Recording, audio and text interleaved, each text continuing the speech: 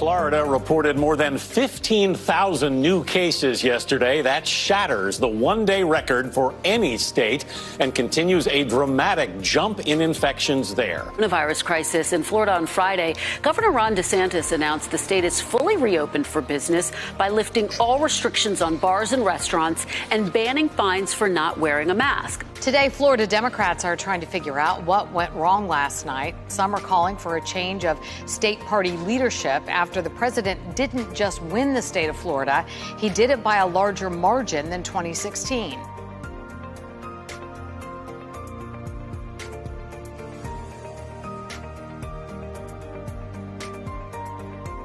First component I want to tackle on the election is, what happened in Florida, right? What obviously what happened in Florida, and then how do you feel like personally when I mentioned this in a recent episode where you are, I've seen this before, where you're constantly called a socialist or a radicalist when you are actually working hard to help people and some of your constituents or some of your, lawmakers are not.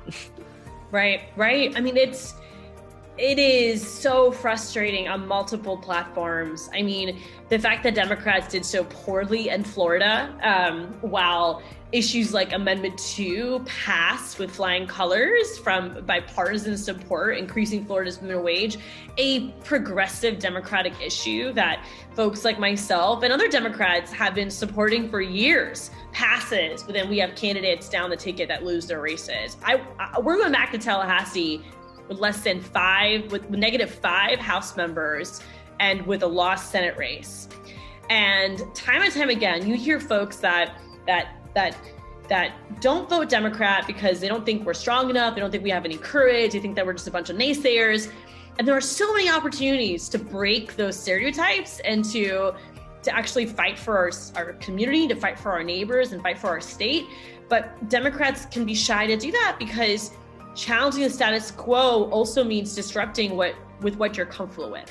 And there are many Democratic colleagues that I work with in the legislature that are very comfortable allowing corporations to set the agenda, not standing up aggressively for working class issues, not taking any risk for fear of the consequences from their donor class, and the consultant class will advise them to maintain this very, very restricted and narrow campaign strategy and messaging. And whether it's not talking about issues like criminal legal system reform, addressing concerns around poverty and social safety nets for fear that you're going to be labeled under different categories if you do that.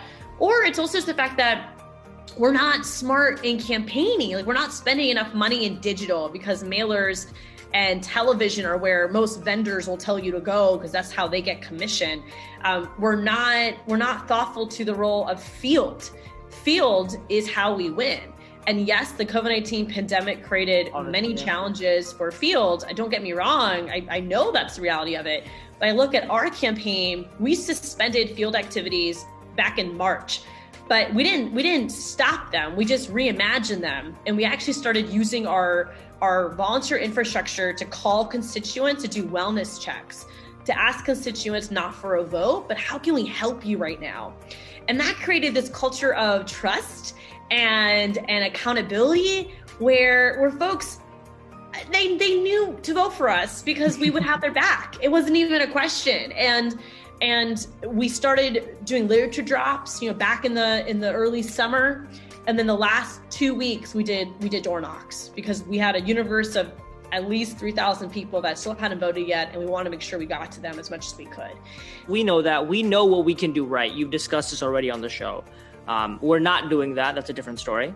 But with the vaccines coming out and with the winter, we're at the peak of winter right now. Where can we go wrong? Where can this go much worse when it either comes to vaccine distribution or it comes to these next couple of months as the pandemic, right. I hopefully want to say slowly is going away.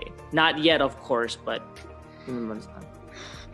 I mean, there's quite a few things, right? I mean, candidly, I think the governor has done almost everything to make it wrong. So it's hard for me to even think about what other things he could do. I mean, we're talking about a governor that at this point has totally embraced herd immunity, at least from his actions. He hasn't said that, but we perceive that from his actions. He's completely, quote, opened up the state. And so there really are no restrictions.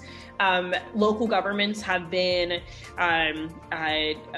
preempted of having oversight and enforcement of their own ordinances or orders around mask wearing and things like that. And then, of course, from a perspective of data accuracy and data content, there has been so much concern about data transparency. And it's been the print press in particular, alongside some TV journalists who have continuously pushed the administration on data to get it to the public. And even these weekly White House COVID-19 briefings that every state gets, the governor will not release them to the public. It has to be pushed from the press to get copies into people's hands to see what the White House task force is even saying about Florida. Now, looking at the next, month to 3 months, it's very much focused on the vaccine.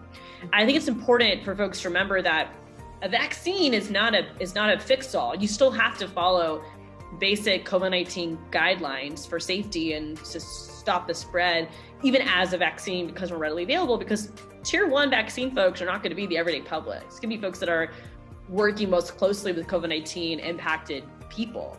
And so it won't be until potentially March, at earliest, where a vaccine would be more readily available to folks of every background. And even that's an early estimation. So we have to continue to keep one another safe and focus on what we can do at a neighborhood level, because we can't trust the state of Florida to actually set those standards and guidelines, and not get fatigued, which I know is really hard right now. I'm tired. Everyone is tired. It's hard to even, keep track of the numbers, because you're just kind of, you feel tired about it, right? It's just like, it's a tough, constant way for all of us to live. But the reality is that it's not going to get better if we don't continue to take it seriously. So vaccine distribution is going to be really important. Building trust around vaccine distribution is going to be really important. There already is so much misinformation, but also racial disparities and injustice when it comes to medicine, the field of medicine in general. So there needs to be a lot of intentional efforts and relationships built to actually guarantee a vaccine distribution that's going to be equitable and accessible.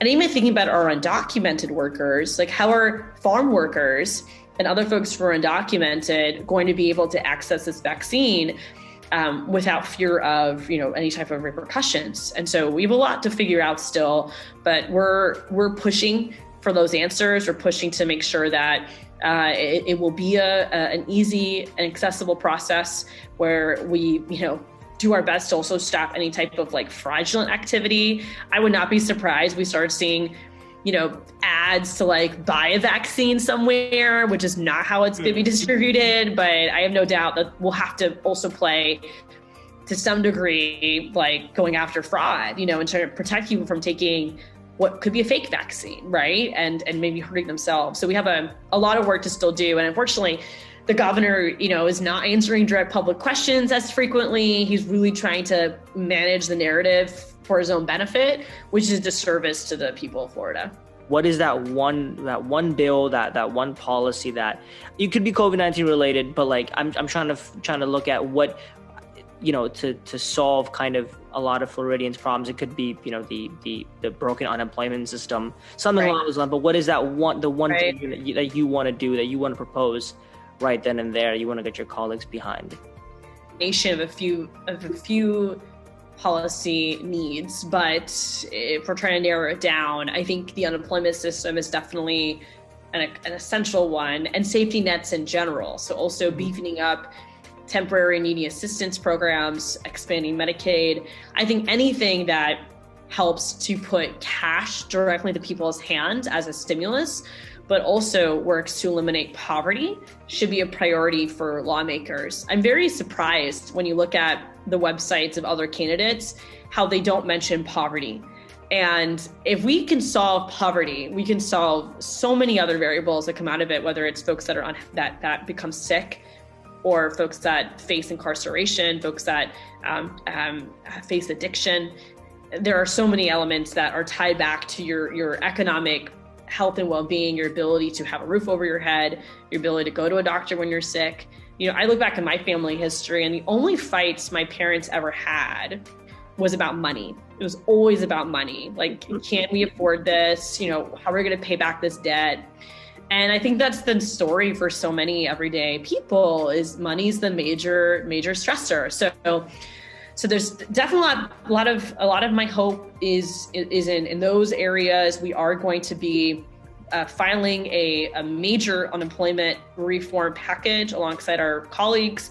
We also just had a conversation with Florida Housing Finance Corporation, which is a quasi agency that distributes affordable housing dollars to local governments from the state when it comes to construction of affordable housing, but also mortgage support for first-time homeowners and other type of relief programs, and just talking to them about the huge need for more affordable housing options, for diversity in housing options, further, is indicative for me of just how difficult these problems are and to solve, but also how the political will to do it just hasn't been there. And we have been providing direct cash assistance to families to help pay for their hotel room, to pay off any, debt they have when it comes to a late car payment, just trying really hard to kind of give folks resources to get back on their feet and to have a roof over their head and the ability to go to work. So I think all those issues are going to be really critical. Small business relief is another one too. Florida has not passed any state relief package. So folks need to remember that. We are one of 7 states in the country that hasn't passed any type of relief package. So we have a lot of work to do in meeting the needs of everyday people.